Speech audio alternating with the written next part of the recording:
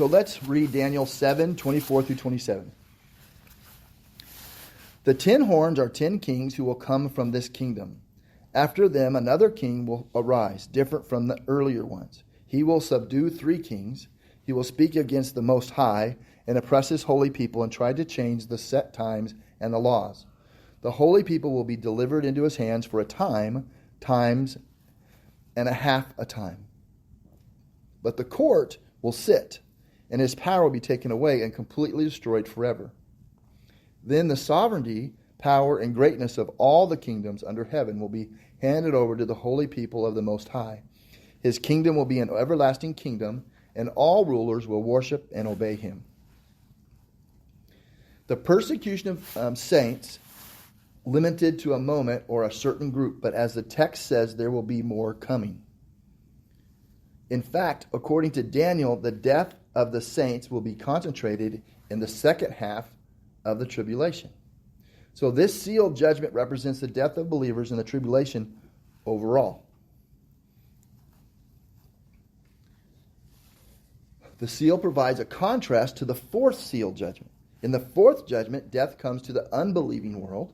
We know it was speaking only of death for the unbelievers, since the destination for those souls was Hades. The indirect cause for their death was the Antichrist leadership and the resulting chaos. But the true cause of their death was Jesus opening a seal to allow for that event to take place. And now, by contrast, the fifth judgment shows death coming to the saints. Unlike those who go to Hades, those dead find themselves under the altar in the throne room of God, crying out for vengeance.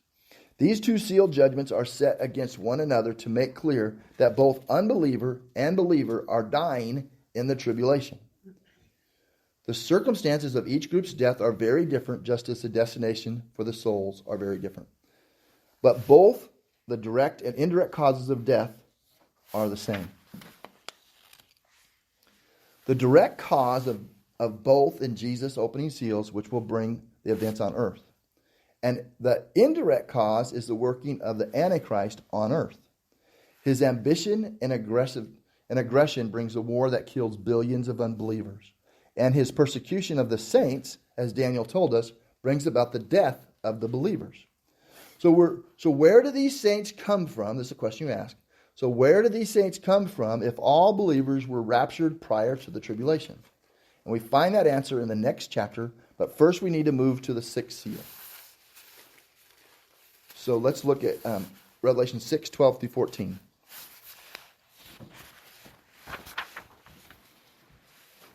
I watched as he opened the sixth seal. There was a great earthquake. The sun turned black like sackcloth made of goat hair. The whole moon turned blood red, and the stars in the sky fell to earth, as figs drop from a fig tree when shaken by a strong wind. The heavens received like a scroll being rolled up, and every mountain and island were removed from its place. So now for the first time, we see a sealed judgment resulting in clearly supernatural changes on earth. They had not seen this before. This is new. So, and increasingly, the judgment that God brings to earth will take supernatural form. So that's what we're seeing now. There will be a series of unimaginable, catastrophic upheavals of the nature, the physical earth and the heavens. So like the Old Testament prophets said, these events will be unlike anything that has come before. But it's important to realize that in the very beginning stages of the tribulation, the world will not see supernatural events. The natural events that God brings will be bad enough, but as the supernatural events pile up, the world will soon recognize that these events are coming from God in heaven. But that recognition will not have the result you might have expected. The sixth seal brings earthquakes, devastation to the face of the earth, deadly objects falling from the sky, and disturbances to the sun, moon, and stars. The judgment of tribulation come in 3 waves, and at the end of each wave, we see this same climatic series of events. Some of these events resemble things that happen today, like earthquakes and winds. But of course, nothing we're ever seen will come close to the destruction the world will know during this tribulation. The magnitude of the devastation is simply impossible for us to even imagine. So each series of judgments concludes with an awesome and terrifying display of God's earth shaking power. And literally, he sees that power. In this case, the sixth seal judgment causes pronounced supernatural devastation. Besides a great earthquake, the sun, moon, and stars see dramatic supernatural changes. First, the sun becomes black.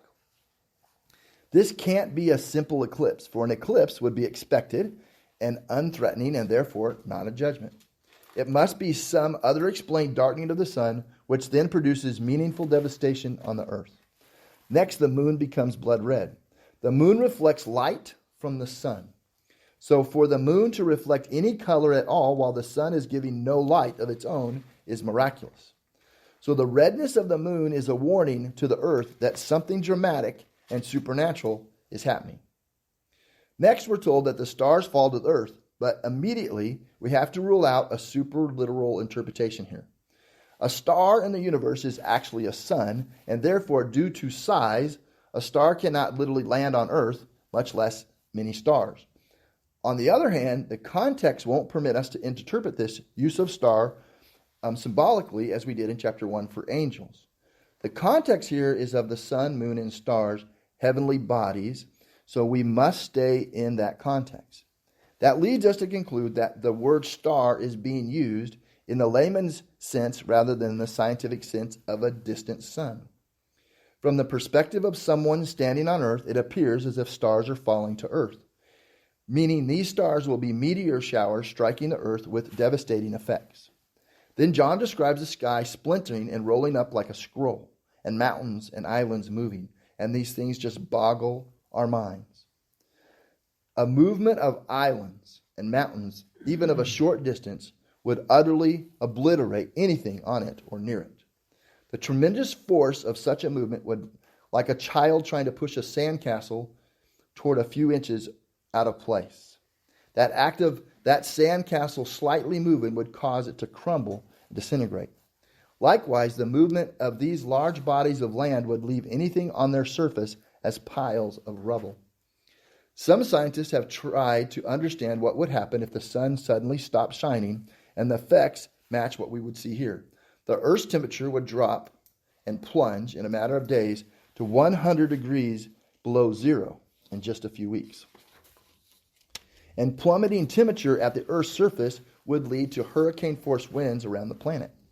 And the atmosphere would undergo unprecedented and violent changes as temperature variations swing wildly. And sudden cooling of the Earth's surface could draw heat from the inside the Earth's core to the Earth's surface.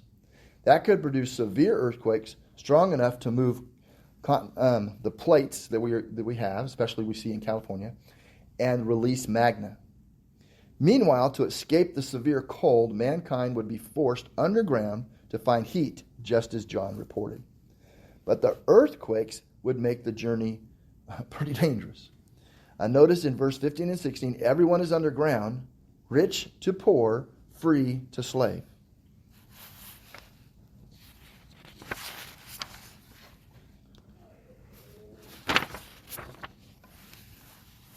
We're seeing something similar to the sun being blotted out